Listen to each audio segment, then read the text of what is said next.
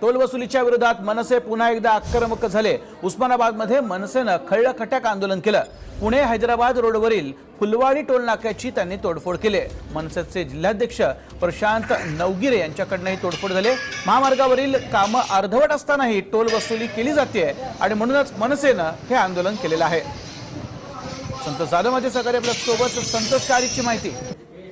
वैभव, उस्मानाबाद जिल्ह्यातील नळदुर्ग आणि उमरगा या भागामध्ये जे आहेत ते कुठलंही काम रस्त्याचं झालं नाहीये किंवा बायपासचं काम झालं नाही। असं असताना देखील तिथे सक्तीची टोल वसुली सुरू होती आणि या टोल वसुलीच्या विरोधामध्ये मनसेनं जे आहे ते खळखटाक आंदोलन केलं आहे। विशेष म्हणजे या रोडवर जे आहे ते मोठ्या प्रमाणात अपघात झाले आहेत, रस्त्यावर अनेक खड्डे आहेत। असं असताना देखील कुठलीही डागडुजी किंवा दुरुस्ती न करता वसुली सुरू आहे आणि अधिकाऱ्यांच्या या अरेरावीला कंटाळून मनसेनं आंदोलन केलेलं आहे। नक्कीच संतोष, तुर्तास धन्यवाद या सविस्तर माहितीसाठी।